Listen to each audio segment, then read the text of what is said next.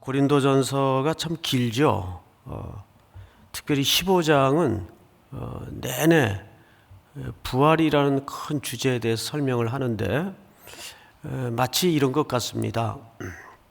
제가 오래전에 앞을 못 보는 청년들을 데리고 이렇게 체험학습 같은 시간을 한번 가진 적이 있습니다. 아무래도 청년들은 이제 앞을 보지 못하니까 그들은 중도 실명자가 아니고 날 때부터 앞을 볼 수 없었던 친구들인데 시골 농가에 소를 만지는 체험 학습을 간 적이 있어요. 소 알죠? 하는 소. 물론 이제 한 사람마다 다 가이드가 붙고 이제 묶여 있는 소를 이렇게 촉각으로 만지게 하는 겁니다. 한 10여 명 정도 청년들이 전부 가이드의 안내를 따라서 이제 철저히 안전한 상태에서 묶여 있는 소를 이렇게 더듬어 보게 했습니다. 아무래도 이제 제한적일 수밖에 없고 좀 위험하니까 일부분만 이렇게 손을 대어서 그 감각을 느끼도록 했어요. 그러고는 이제 그 시골 농가 툇마루에 앉아가지고 한 사람 한 사람씩 물어봤습니다. 어땠냐고. 처음 그런 동물들을 만지는 감각을 느꼈기 때문에 굉장히 신기하고 이상하고 아주 그들에게는 놀라운 경험이었죠. 그런데 저마다 그 소에 대한 가지고 있는 이미지가 같았을까요? 달랐을까요? 전부 달라요. 어떤 친구는 꼬리밖에 못 만졌어요. 꼬리가 아주 길고 뭐 이렇게 묘사를 하고, 어떤 친구는 소 이 배 있는 부분밖에 못 만졌어요. 소가 어마어마하게 크네요. 제가 느낀 거는 담벼락 같아요. 담벼락 같다는 표현을 쓰더라고요. 그렇듯이 우리 기독교의 형성에 가장 중요한 기초와 기둥을 꼽으라면 주저없이 이 부활 사건입니다.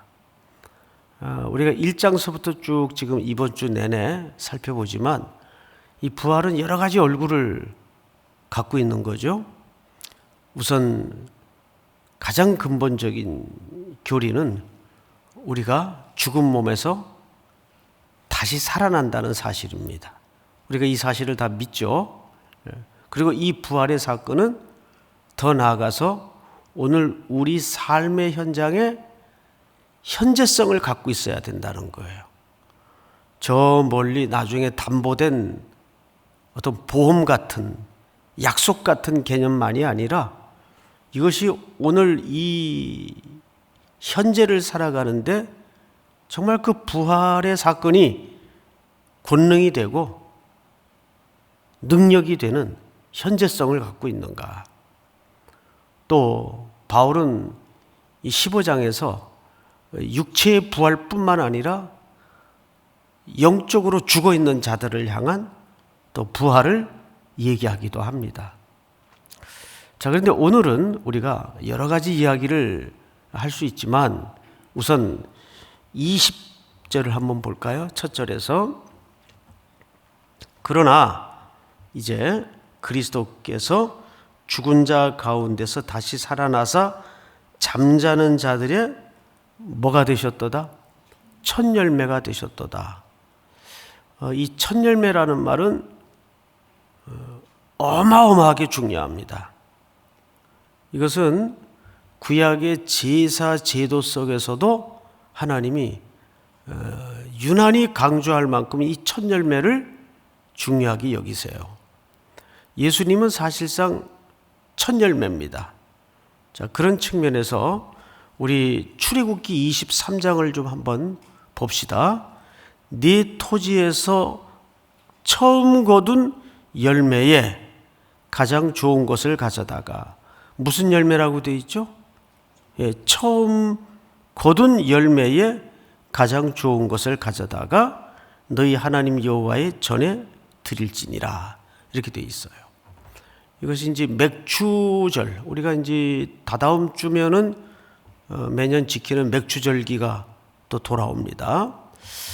요즘은 뭐 도심 속에서 교회들이 과연 맥추절, 농사의 첫 열매를 드리는 절기가 의미가 있냐, 뭐 이렇게 또 회의적으로 말씀하시는 분들이 더러 있긴 한데 그렇지 않습니다. 맥추절은 감사주일과는 다른 차원이에요. 성경에 매우 중요한 절기로서 자리매김을 하고, 이제 맥추주일날 우리가 또 이 부분에 대해서 말씀을 나눌 텐데, 맥추절은 어쨌든 가장 큰 제사의 방법 중에 하나가 첫 열매를 드리는 절기입니다.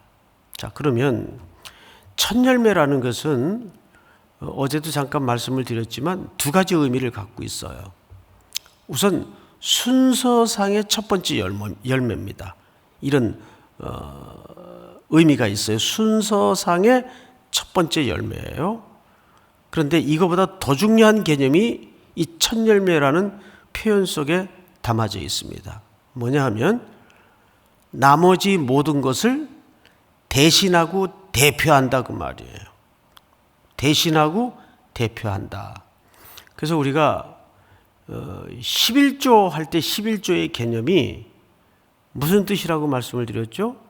10분의 1을 드리는 게 11조가 아니고 열의 첫 것을 드리는 게 11조 속에 담아진 히브리적 의미예요. 첫 것이라는 것은 전부를 하나님께 드린다는 고백으로 11조를 드리는 겁니다. 그러니까 그 고백 속에는 10분의 1이라는 산술적 개념으로 11조를 이해하면 하나는, 첫 것은 주님의 것이고 나머지 9은 내 거라는 논리가 돼요. 근데 성경의 가르침에 만물이 다 누구의 것이죠? 하나님의 것입니다. 그러니까 첫 열매를 드린다는 것은 나머지 9도, 나머지 전부도 누구의 것이라는 고백이 담아지는 거죠. 하나님의 것이라는 고백이 담아지는 거예요. 그러니까 우리가 11조 생활을 한다는 것은 무슨 뜻이 되냐 하면 11조를 드리지만 나머지 9도 내 뜻대로, 내 의지대로 사용되는 물질이어서는 안 되고 주님의 선한 뜻을 따라 주님의 선한 방법대로 드려야 된다는 것을 함께 고백하여 드리는 것이 11조입니다. 믿습니까?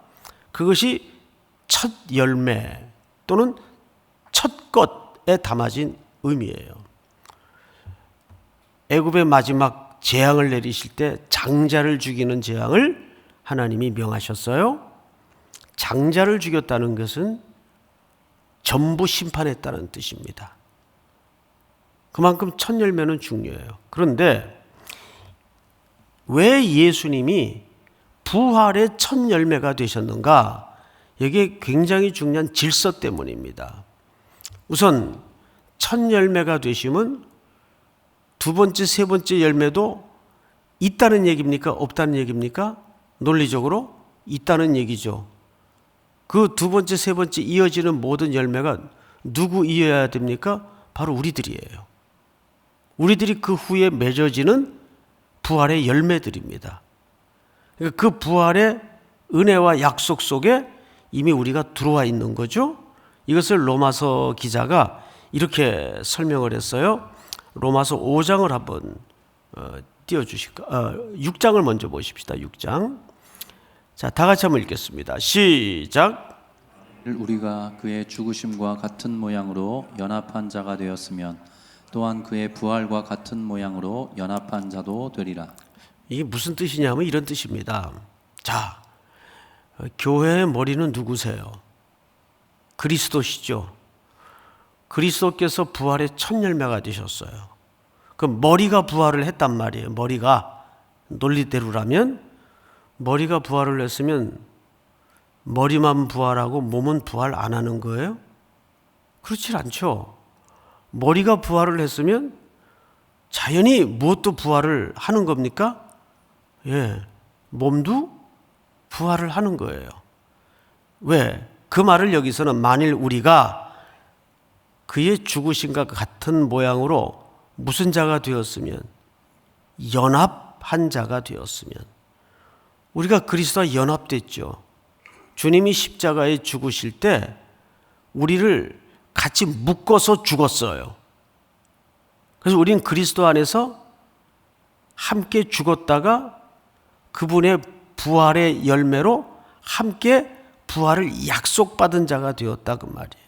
그 얘기를 대표성의 원리를 따라서 로마서 5장에서는 이렇게 설명합니다. 좀 본문이 길 텐데 그래도 중요하니까 한번 교독을 하십시다. 그러므로 한 사람으로 말미암아 죄가 들어왔어요. 그 한 사람이 누구죠? 아담이에요. 첫사람 아담. 그 한 사람으로 말미암아 죄가 세상에 들어오고 죄로 말미암아 사망이 따라 들어옵니다. 왜? 죄의 결과는 사망이기 때문에. 그래서 모든 인류는 아담 안에서 다 죽었어요. 그렇죠? 다 죽었어요. 이와 같이 그와 같은 논리로 모든 사람이 죄를 지었으므로 사망이 모든 사람에게 이르렀느니라. 이것이 아담 안에 범죄한 인류의 운명이에요. 그러니까 아담의 모든 후손들은 다 사망의 질병에 걸려서 죽어가고 있는 겁니다. 죽었습니다. 죄가 율법이 있기 전에도 세상에 있었으나 율법이 없을 때에는 죄를 죄로 여기지 아니하였느니라. 이 말은 설명을 좀 듣고 지나가십시다. 13절, 이 말은 무슨 뜻인가 하면 율법이 있기 전에는 죄가 없었다는 말이 아니에요. 죄가 있었는데 내가 죄인인지 몇 점짜리 죄인인지 잘 몰랐다 그 말이에요. 근데 율법이 딱 제시되니까 알았어요.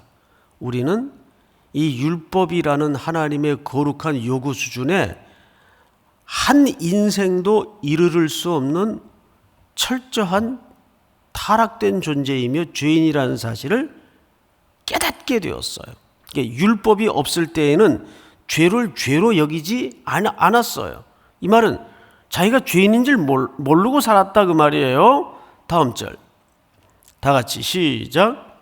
그러나 아담으로부터 모세까지 아담의 범죄와 같은 죄를 짓지 아니한 자들까지도 사망이 왕 노릇하였나니 아담은 오실 자의 모형이라. 네, 자, 이 중요한 얘기인데 아담으로부터 모세까지면 율법이 들어오기 전이죠.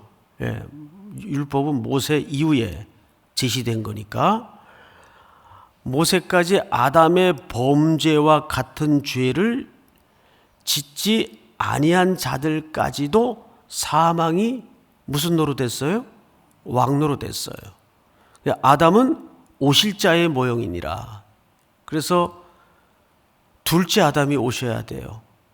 인류를 회복하기 위해서, 우리를 새롭게 하기 위해서. 그래서 결국 예수님이 아담의 모습으로 오시는 거죠. 그래서 예수님을 둘째 아담이자 무슨 아담이라고도 합니까? 마지막 아담이라고도 합니다. 사람의 몸을 입고 오셔야 되는 이유가 여기서 발생합니다. 다음 절.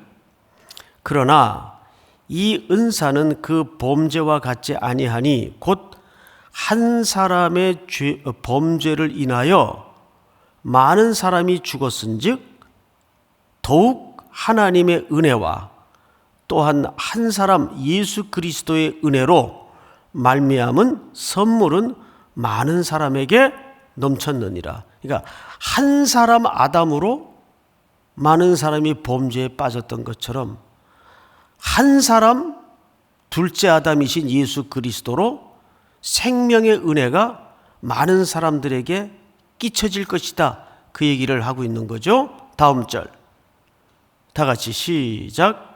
또 이 선물은 범죄한 한 사람으로 말미암은 것과 같지 아니하니 심판은 한 사람으로 말미암아 정죄에 이르렀으나 은사는 많은 범죄로 말미암아 의롭다 하심에 이름이니라. 이 은사는 구원을 얘기하는 겁니다.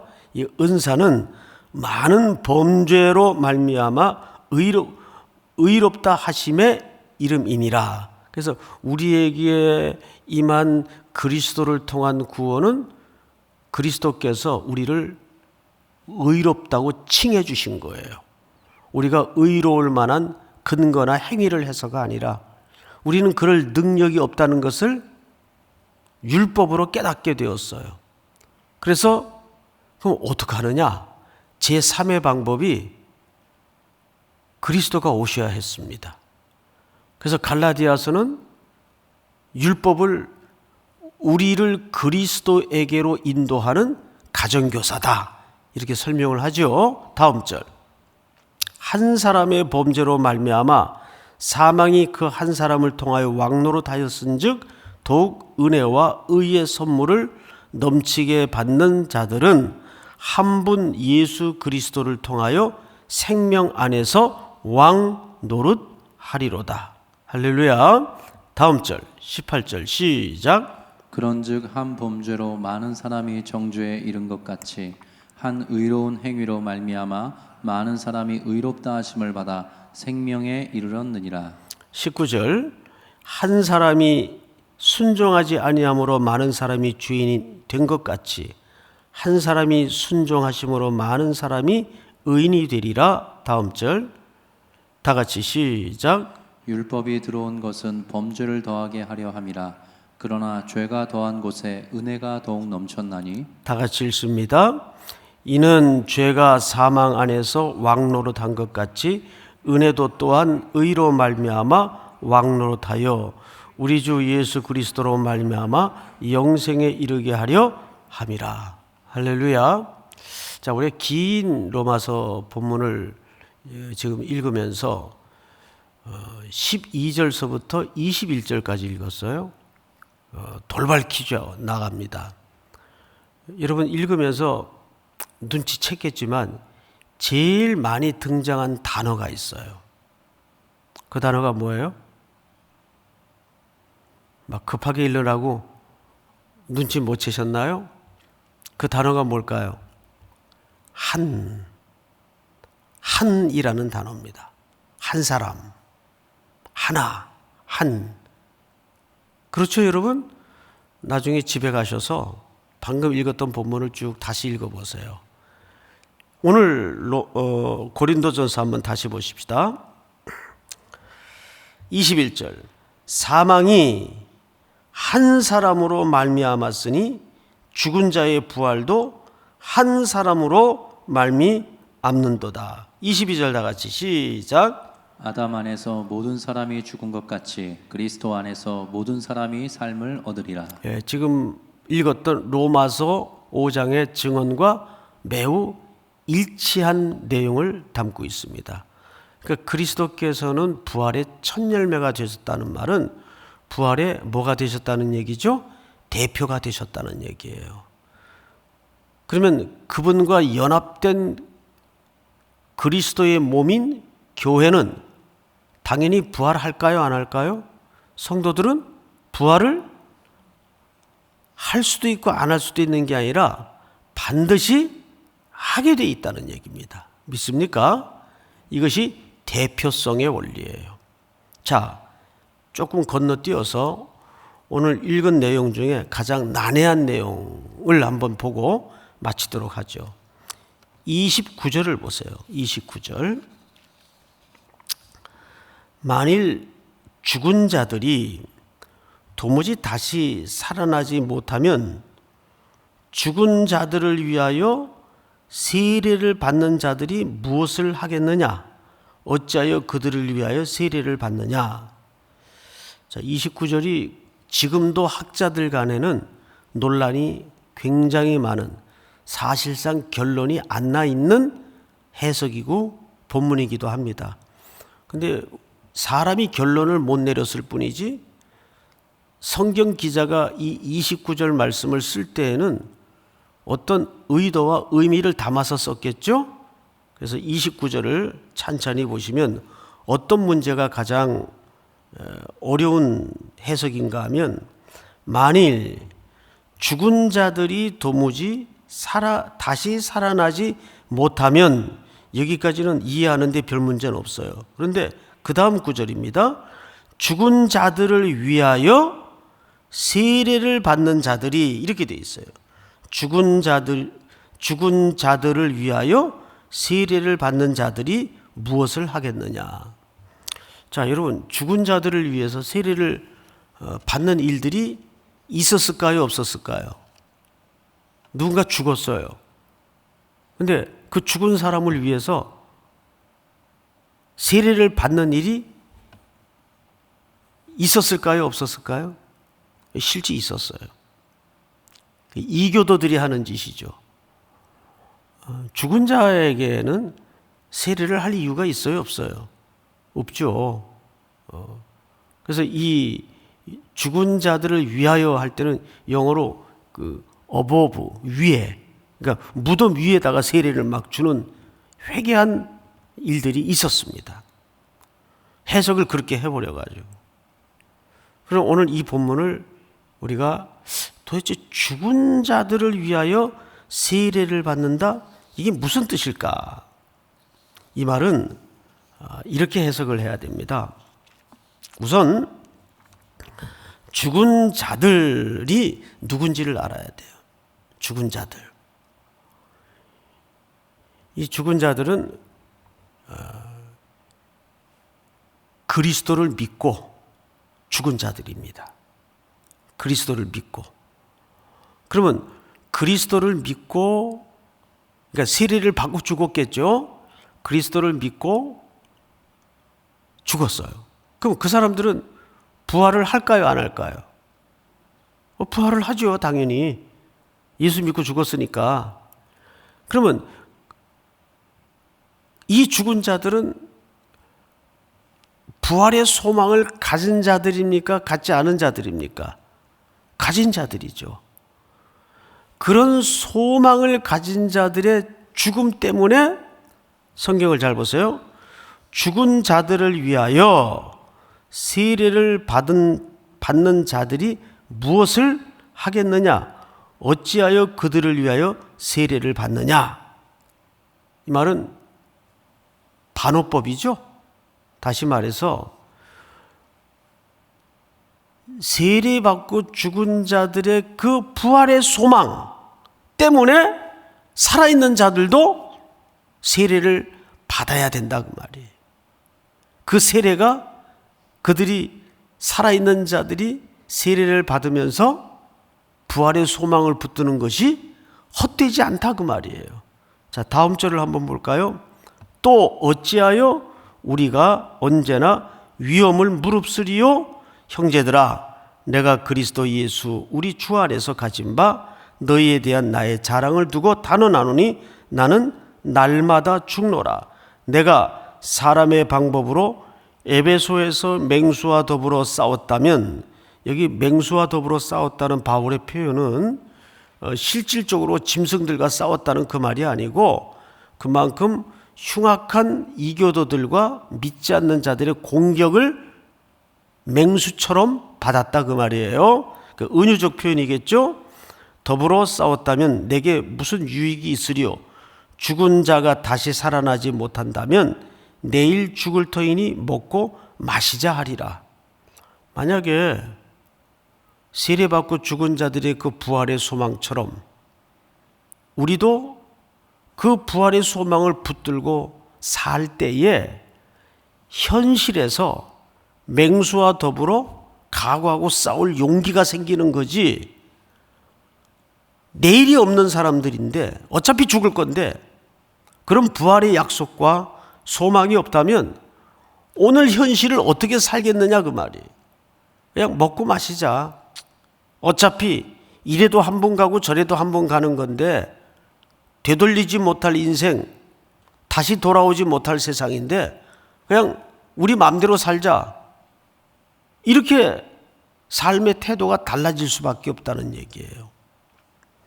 그래서 29절에 죽은 자들을 위하여 세례를 받는 자들이라는 말은 그리스도 안에서 부활의 소망을 붙들고 죽은 자들을 얘기합니다. 그런 자들의 삶은 어떻게 하다가 죽었겠어요? 치열한 삶을 살다가 부활의 약속을 붙들고 손해보고 박해받고 그러다가 죽었어요. 바울이 하는 얘기는 그 사람들이 왜 그렇게 살다가 왜 그렇게 비참하게 죽었겠는가 그 말이에요. 뭐가 있기 때문에? 다음에 올 세상과 부활의 소망이 있기 때문에.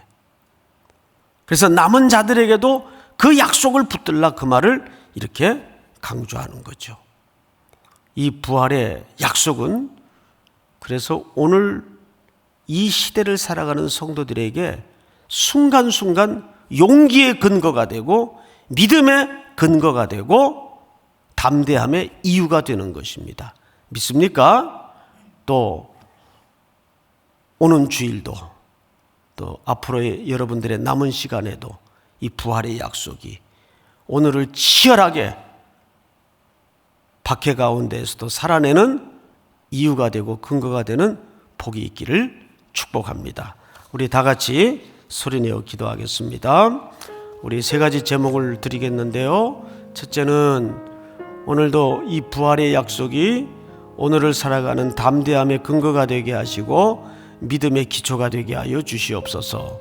또 오늘 금요 기도회를 위해서 기도해 주시고 이제 6월이 이렇게 다 지나가고 있습니다. 속히 하나님의 은혜로 우리에게